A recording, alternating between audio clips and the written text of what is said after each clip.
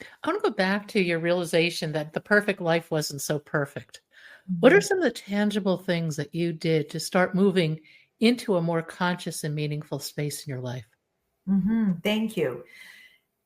And that was because of the fact that I, like most of us, are all wrapped up in the misconceptions of where happiness is found. My perfect life was all tied to the misconception that happiness is found in possessions, positions, titles, degrees, relationships, experiences, and appearance. Now, we know with science that all of that is not true, that we do not find more happiness in our possessions and the more money that we make.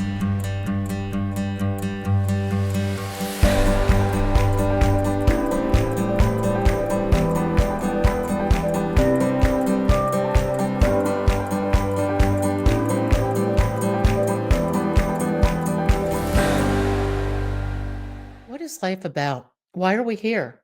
How and where do we find true happiness? These are ageless questions, and Teresa Greco takes them on. Teresa is a teacher, author, coach, PhD candidate, and TEDx speaker. Come listen in for a far ranging discussion about the steps to consciously creating your happiest and best life. Teresa, welcome to Bump in the Road. If you would, tell us your story. Thank you so much, Pat. So it all began with the milestone of turning 40. So I think we all have those crossroad moments in our life that can be brought on by like illness, death, an accident, a loss of some sort. For me, it was that big milestone that if I had arrived at half my life at that point, could I imagine living the same life for the next 40 years? And so that milestone birthday had me taking a step back and asking some pretty important questions of my life, such as, is this all there is to life? Where you get up, you go to work, you come home, you sleep, eat, repeat over and over. I'm like, this is what it all added up. And this is what the whole human Oh, I experience hope is. not. Just that.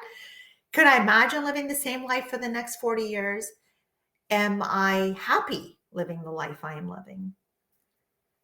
And there was also this realization that there was a feeling of void and something missing in my life, that it didn't matter how much more job experience I got, how much more I went to school and then tried to apply what I learned to try to help as many people as I can. I always felt that there was this void. And so I realized that I wasn't happy, although my life checked off all the boxes that society, family, culture, and religion told me that I needed a happy life. I had achieved all those things.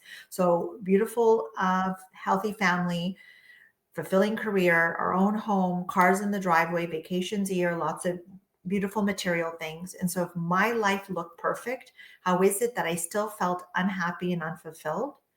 How is it that I still felt that there was this void, that no matter how much more I bought, how much more I achieved, how much more what I did or where I went, I always felt that there was this void. And so, in the realization of all of those things, primarily that I wasn't happy, it set me on a path of self discovery that I've been on for over 10 years now. It really was, now looking back, a journey of healing in many ways. But when I opened myself up to finding out more about myself and about the life that I was living, that I made space. I made space for the answers to come in. And I'm almost going to cry because it's like I've actually never expressed it in the way that I'm saying it right now. I made space for, like, really for spirit to come in to talk to me in a way that I had never experienced before. Um, that it was that we're so programmed to look outside of ourselves for everything, for information, for what we're looking for people's advice, for like, what do you think? What do you think? What do you think? And that I had become as we all, very familiar with my outer being, which is my personality, my identity, that it was like, Teresa, who are you? Well, I'm a mom, I'm a teacher, I'm a this, I'm a this, I'm a this. But I didn't know who my inner being was. I didn't even know there was an inner being. And so it's now, and this is actually a lot of what I do in my coaching, that people have achieved so much outside of themselves, that they've built their empires and successful careers and they have all the things and yet still feel like there's something missing. And the something missing is that there's a whole journey inside of yourself that I believe that we need to start traveling on, because there are miraculous things that exist within our inner being, that really our whole life is evolving around that, but our awareness of that inner journey only happens when we start to explore that and start to turn inward. And so it has opened up a whole new world, really, for me, of how I live every single day, how I live this existence. And then it eventually evolved into my mission of helping to make the world a happier place, in like in whatever capacity that I can. Is there a difference between happiness and joy? Thank you for that. I often hear it expressed in this particular way, that joy, and I talked to a friend about this. Ironically, it's funny that you're asking me, just on Monday, where she said, yes, joy is more about the inner happiness that's always there, and that in ways that religion tends to talk about joy being that constant feeling of happiness, let's say. But then happiness seems to be then talked about the transient pleasure that we Mhm. get, that is fleeting, that we might feel it for 3 days to a week, and then it's You gone. know, great new boots. I love them. Oh, wow, they're coming today. They came, they fit. 2 days later, what should I wear? And then you're looking for that next best thing to make you Yeah. happy. I don't see happiness and joy as separate, and I'll explain to you why. So joy and happiness and all the good feeling emotions that we have are all actually facets of love. So love is the actual foundation of it all. It is the core of who we are, is love. And so we can look at that as a prism. When light shines through the prism, it creates this beautiful rainbow of color. The rainbow of color is all the good feeling emotions that we feel because of love. So we feel happiness and joy and peace and elation and harmony and excitement and enthusiasm and all the good things that we feel. But they're all stemming from love. So all of those, all the good feeling emotions are all equal to each other. That even when I hear people talk about what happiness feels like for them, some people say it feels like fulfillment, it feels like peace, it feels like coming home, it feels like, because when we're connected to the love that we are, we naturally feel happy. So if we're not feeling happy, we have to go back to what what are we loving in our life? So meaning, like, for example, if we love our work, we feel happy. If we're happy, if we love our partner, we feel happy. If we love the things that we're doing, we feel happy. So happiness is a facet or a byproduct of the love. So I'll give you another example. Last Christmas, which we just had Christmas not that long ago, which is why I'm talking about this, is that I did not enjoy Christmas. I had to host um, my my family, and it was a lot of work. And I actually didn't enjoy it, and I had a lot of resentment. And so I was like, "This is I'm not going. There's something wrong here. I'm not." And actually, I had a bad physical reaction that then I had to ask Spirit about, what is all of this about? Well, what happened was I didn't feel happy about anything that I was doing, because I had lost touch with the love behind why it was that I was even hosting my family at my house, which was to spend time with my family, that I love my family. And I wasn't doing the things that I was doing in preparation for Christmas out of love. I was doing them out of obligation. Mhm. and because it's my turn and I have to do it. And so that's why I didn't have any happy feelings from any of the things that I was doing, because I wasn't connecting to the love that I am, that we all are, and then doing that from that place. So when we're connected to the love, we feel happiness as a byproduct of that. So if we don't feel happy, we're probably disconnected from the love that we are. I want to go back to your realization that the perfect life wasn't so perfect. What are Mhm. some of the tangible things that you did to start moving into a more conscious and meaningful space in your life? Thank you. And that was because of the fact that I, like most of us, are Mm. all wrapped up in the misconceptions of where happiness is found. So my perfect life was all tied to the misconception that happiness is found in possessions, positions, titles, degrees, relationships, experiences, and appearance. Now, we know with science that all of that is not true, that we do not find more happiness in our possessions and the more money that we make. And I actually did a TEDx talk entitled Does Money Buy Happiness? Where I talk about that more so. But I was also looking for it in my titles, my degrees, my positions, where we find ourselves saying, I won't be happy until I go on that vacation, have that experience. I won't be happy until I pay off my mortgage. I won't be happy until I find that perfect person. I won't be happy until I lose those 10 pounds. I won't be happy until I buy that sports car. I won't be happy. So happiness is always found somewhere outside of ourselves, and we just have to find, buy, earn, or achieve it.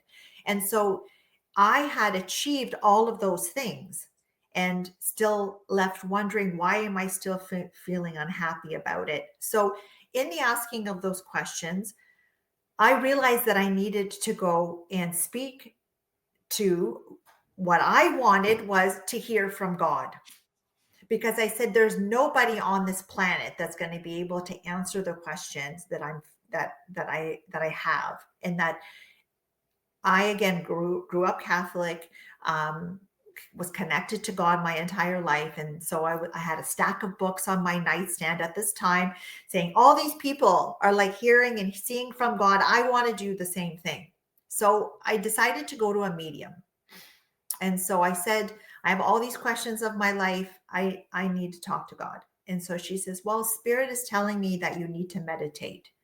And so this is over 10 years ago.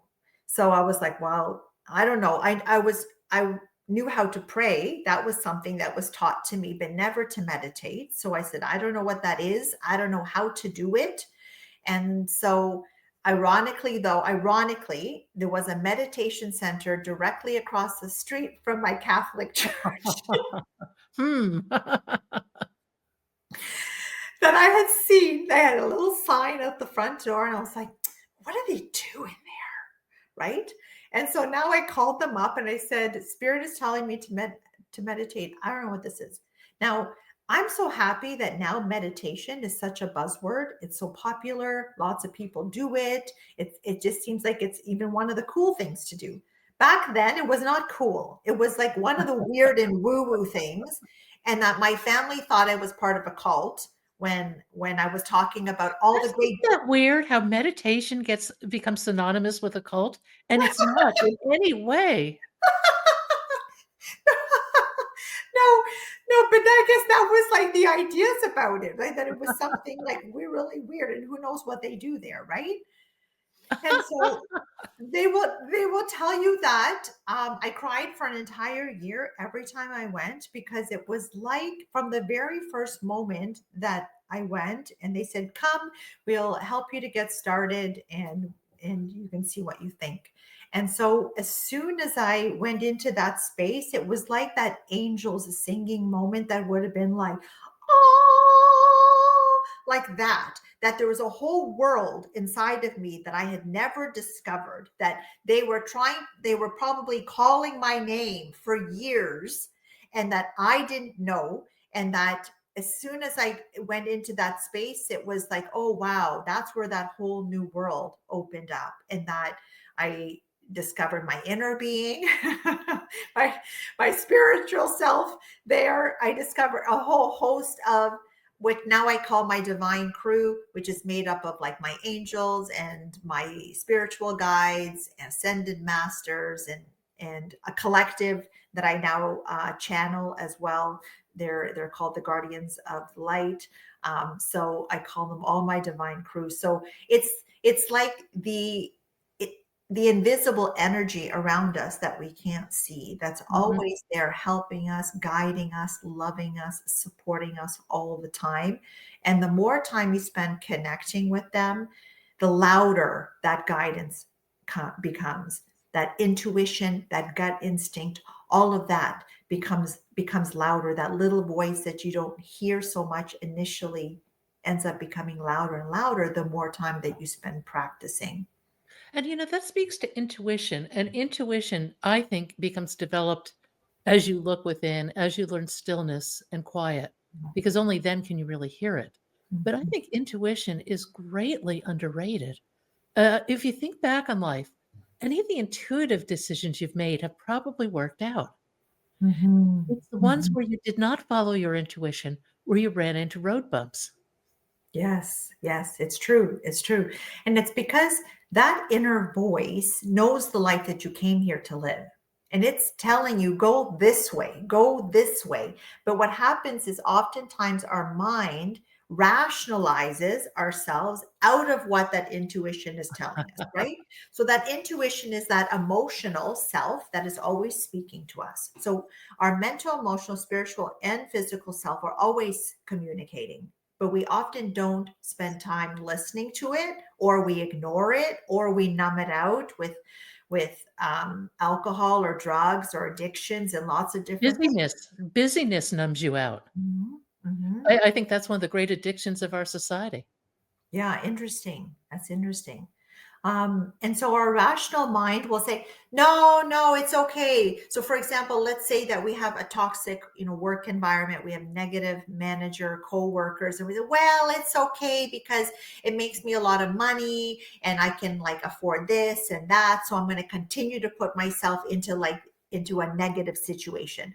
Or relationships that we have again aren't serving us, and we think, well, it's okay, I've known her for a long time, she's my high school friend, and so I'm just going to continue to like stay friends with her even though I don't feel good after we hang out. And so these are the things that the rational mind lures us away from listening to the intuition, because that intuition is speaking to us and it's telling us through emotion whether we need to like be doing this or that. And I say that happiness is a compass, because happiness is always leading us towards our happiest life, the life that we came here to live.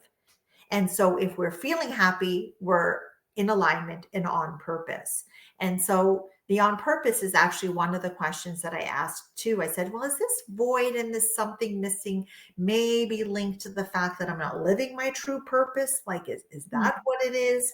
So in the asking of that question, I now know what purpose is, but because purpose is actually more about living on purpose every single day, where you feel like you're exactly in the right place, doing exactly the right thing at exactly the right time. And so I know that technically I've been on purpose my entire life, that even when my kids were young and I was a mom, and a lot of my life and my purpose around that time was about taking care of them and bringing them to like their sporting things and their play dates and all of that. And that as they got older, then some of my purpose, my life purpose, has been about like pursuing other things where I always feel like I'm doing exactly what I'm supposed to be doing at that right moment, at that exact right time, where it always just feels so right. And my emotional self tells me that because I feel happy doing it. One of the things you said about making space, I think that is so important.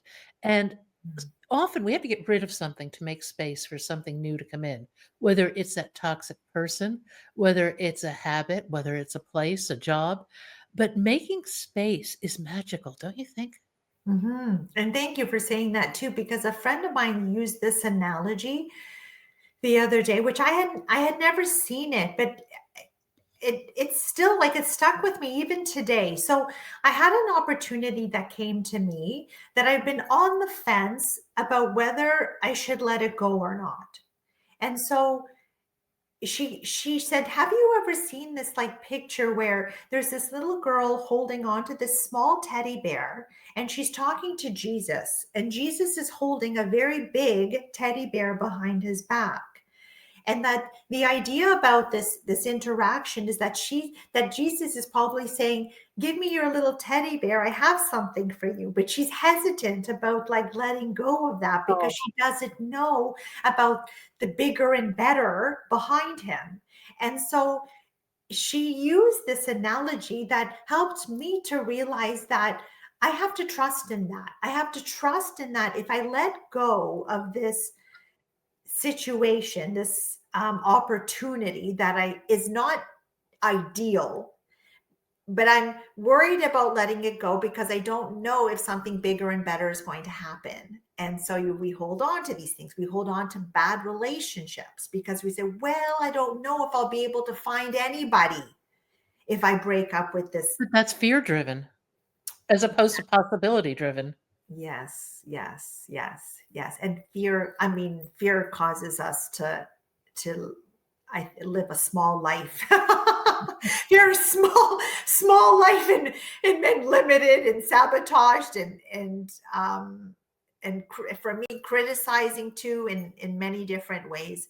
And so I agree with you. And so the idea was that we need to make space for something bigger and better, but you have to have that belief system, right? To say, if I make space for this, then I allow, better clients to come in if I let go of this really negative one, or if I let go of this relationship, that it makes space for like, somebody that's more aligned with me to flow into my reality.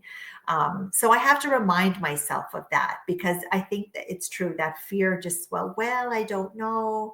And then we hold on to things that technically we should let go. Oh, I think we all deal with that, and I think that it comes down to getting out of your comfort zone and Mhm. recognizing that life happens outside your comfort zone. That's where the adventure and the aha moments happen. They don't happen when you're comfortable on your couch watching Netflix. Mhm. Mhm. You It's can watch true. you get to watch Netflix, but the essence of life is something greater, I think, and I personally have come to see life as an adventure. An Mhm. adventure happens outside your comfort zone. Yes, I agree. I agree. And oftentimes it is us taking time to look at those like skeletons that we've shoved into the Yep. closet or put under the rug because we say, "Well, I don't have time to deal with that." But Or I when don't want to deal with it, it hurts. Yes, it hurts. And so, really, on my healing journey, it was me having to look at a lot of those things and the universe very gently has brought them up to my attention, so that I've been, it's almost like we coast for a little bit and then we get triggered by something. And then it's like, okay, we kind of work through it, we heal, we let go, we forgive, and then again we coast for a bit and then it's like, no, you're capable of more. And then again we get stung with a little, like I call them like little thorns that over the course of our life we had different like little traumatic moments, right, that like left thorns inside of our Mhm. arm. And that when it's time for us to deal with those thorns, the universe creates some kind of situation that it hurts, right, that thorn gets pushed. And instead of numbing it out with distractions, with addictions, with toxic chemicals and substances. We're supposed to look at that and say, "Oh, what's that about?" And if we don't, the universe comes around again and then it hurts even more until and it's not going to let it go. So now it's like, I know when I first feel it, I'm like, "Oh, what's this about? What's this about? What's coming up that needs to be looked at, that needs to like come up for healing, for letting go, for forgiveness, for doing all of the different practices now that that I've learned, that is now like part of my company called the Steps to Happiness Coaching. It's like, what are those steps that I can take to bring me back to a place of peace, love, and happiness that we all are at our core." What are some of the most important steps? So while I have 5 top steps, Mm. um, that I believe bring us back to the happiness that we are. So happiness is an innate quality of our spiritual self that I again, I realized that through all of the work that I did, that that part of me is always loving, at peace, and happy. That I had been living, looking for love outside myself my entire life. And that I had actually, and so now, can I talk about the going? And then I want to answer your question because it's all kind of tied in. Sure. But Yeah. that void and something missing was actually my true and authentic self, that I didn't even know who that was because I was living my life according to external expectations, Mhm. for me trying to be the perfect mom, perfect wife, perfect daughter, perfect employee, perfect teacher, perfect all the things that I needed, that I didn't even know who I was, because I was wearing many different masks, and every situation was like, this is Teresa at work, this is what she needs to, to look like, and this is how she behaves. And that with my family I was one way, with my in-laws I was another way, with my friends I was another way. It was like I didn't even know who it was, that I had actually lost myself in the living of my life. And so that something missing was my true and authentic self, that I'm still in the process of discovering. And I think we're always discovering it, but Yeah. now I do it more consciously because I now am aware of those tendencies that I had, that had me living inauthentically by trying to meet those expectations and dishonoring and disrespecting myself many times to try to make other people happy, because I wanted to be loved, liked, and accepted.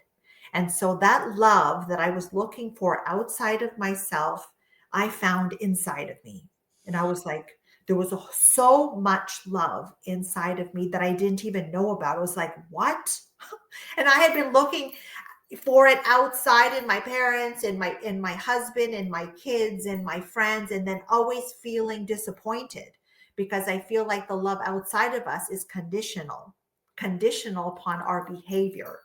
It Whereas is.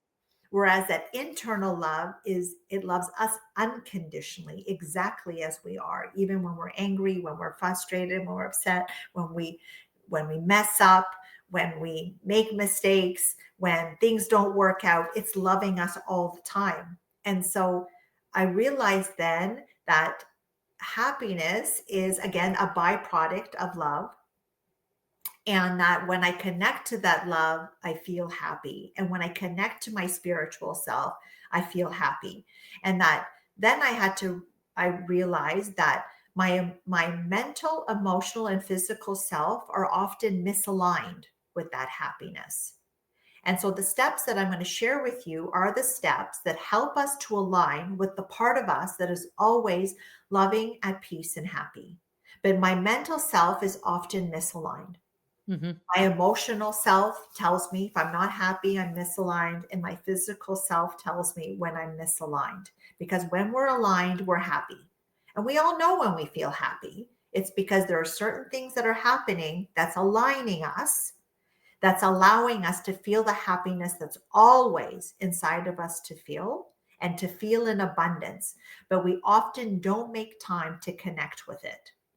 And so, again, the 5 steps that I'm going to share with you are the 5 steps that I believe quickly help us to realign and reconnect with the happiness that's inside of us. It's like our arm. Happiness is always there.